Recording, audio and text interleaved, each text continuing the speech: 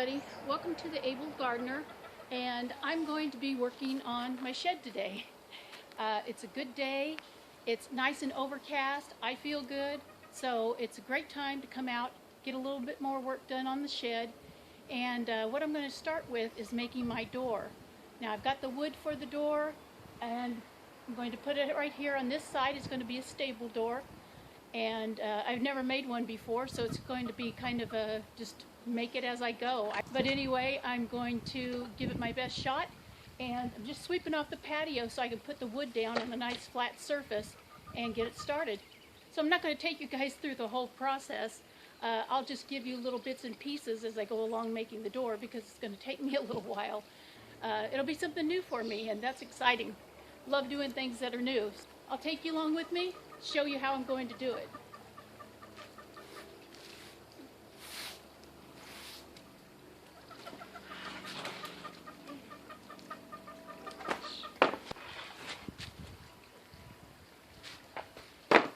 So what I got for the door was just, pretty cheap 1x6 cedar fencing. And I'm not going to cut off the dog ears at the top.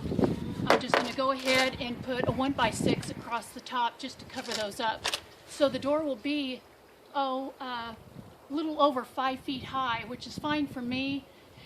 This isn't going to be great for a really tall person, but it's going to be fine for me. I'll be able to make it inside the shed just fine. And there is a little step up going into the shed. There's a little foundation about 4 inches tall. So you will have to step up to go into the shed, no big deal. And I think this will be long enough for me to have a door to go through, and I don't think I'll be hitting my head. I'm just going to lay these down side by side, and then I'll give you a shot here in a minute when I have part of the door done. I did buy this wood quite a while back for a different project, and I've been hoping that it wouldn't warp or anything like that until I got it used. So I want to use this on my door, get it used before it warps or anything else happens to it, you know, like splitting or anything like that. Need to go get my square.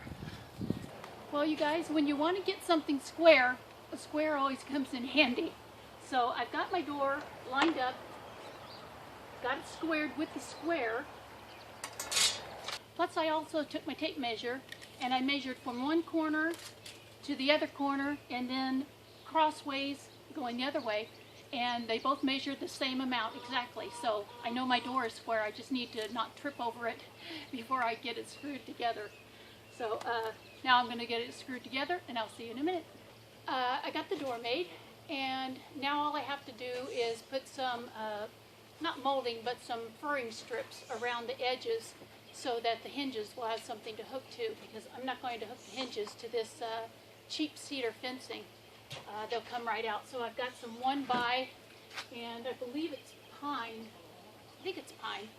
And I'm going to put some strips of that around through the middle, and then a little, just a little cross piece to help the wood stay together, and also just for looks, so it will be aesthetically pleasing. But it'll be looking like, it'll be looking more like a stable door. So anyway, strips down the sides and some diagonal strips, and then the door will be done, all except for cutting it in two. And I have a doorway framed in, and I get the door hung.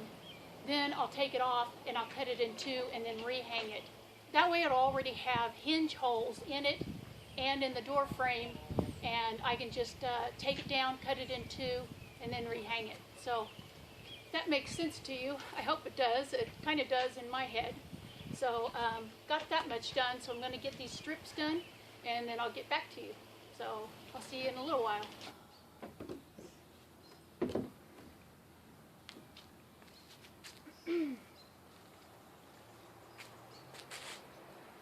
Well, hey everyone.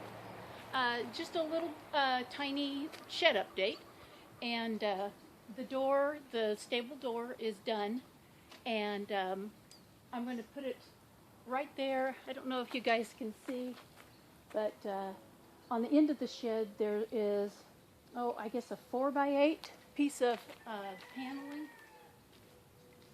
So there's a piece of 4x8 plywood on the end, and that's approximately where the door is going to go. So I'm going to take that piece of 4x8 plywood off the end and frame in where the door is going to go, and then cut the plywood, get it put back up there, and then just frame it in on the outside so I can get the door up on some hinges, and then I'm going to cut the door in two. So I may have said that yesterday, I don't remember because it was yesterday. But anyway, door's done. Now I'm going to take that outside piece off, and just a tiny update just to let you know what's going on today. It's a beautiful day. It's nice and cool out here, and I'm just loving it today. It's great. So anyway, that's what I'm doing today.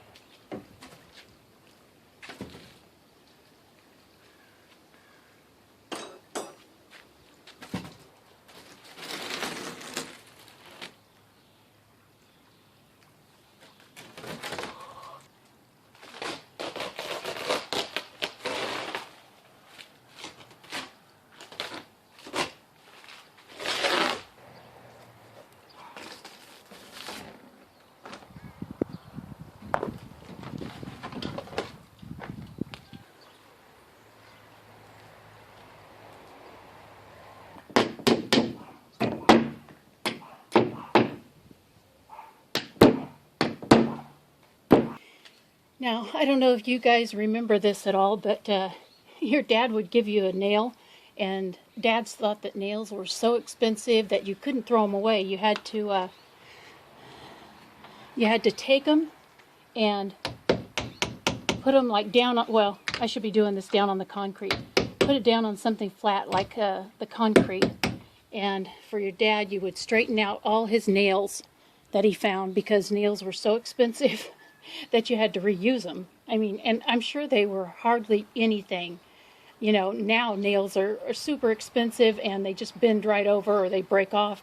A little lesson if you've never taken out nails before, especially big ones, and they're in there really good. You need to get a little lever, or what do they call it? A fulcrum, I think. Anyway, you get the nail out a certain way, and then you put your little piece of wood in there, and then it comes right out really easy. So what the board does, it just gives you a little lever, especially on longer nails. It gives you that lever to pull the nail out the rest of the way without without killing yourself or, you know, going to too much trouble. You've got that leverage on there to pull that nail out. Usually it's just like a 2x2 or 2x something to put underneath there, and it just nail comes out easy. Okay, just a little lesson on nails there, a little reminiscing about nails. Back to it, you guys. Well, you know, I don't know if there's anything quite as, how do I want to put this? You know, as far as tools go, I don't think there's anything that compares with the Sawzall. It is just one of the greatest tools that was ever made, and I'm not even sure where this one came from, but I only have one blade. It's a blade for cutting. Sorry, that probably wasn't a good thing to do. It's plugged in, and I've got my finger on the blade. But anyway, I only have one blade, and this one is for like cutting pipes. It's, you know, really thin blade, but I don't have any other way to cut this little piece of wood out besides using the Sawzall. So, you know, away we go. I'll burn up this little blade and then I won't have anything to use. But, is that cool or what? I mean, I think women love power tools.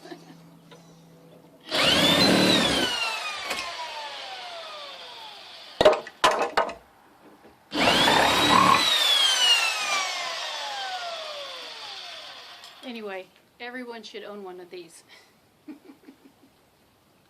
Okay, guys, I had to get these nails out of here before I step on them. Hey guys, mini update. Got the door framed in. Okay, I'm getting tired, but it's framed in for the door. Got a little mini header up on top, two 2x4s screwed together and on their sides. I wasn't going to put a header up there at all, but then I thought, well, every door should have some kind of header, so I just put a couple 2x4s together and put them up there. But I've been trying to reuse the wood that I took out of the wall, but I did have to pick up a couple 2x4s, and one of them is on the side. But it's nice and sturdy, so it's going to hold the door. And now I just need to cut the plywood, get it back up there, get the trim on, get the door on, and then that's done. So I don't know if I'll do it today, but I'm going to try. So I'll talk to you guys in a little while.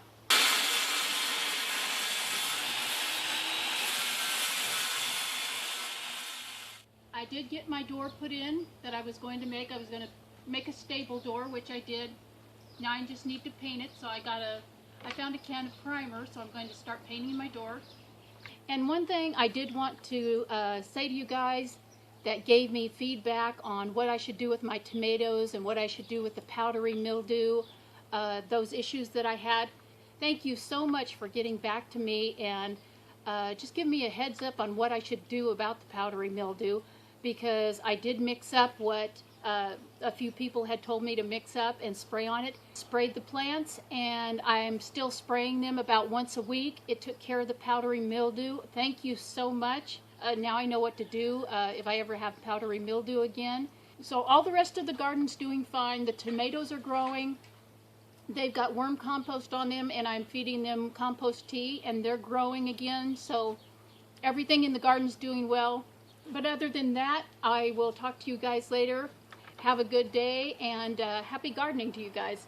Talk to you later. Bye-bye. Carrots. Bye, you guys.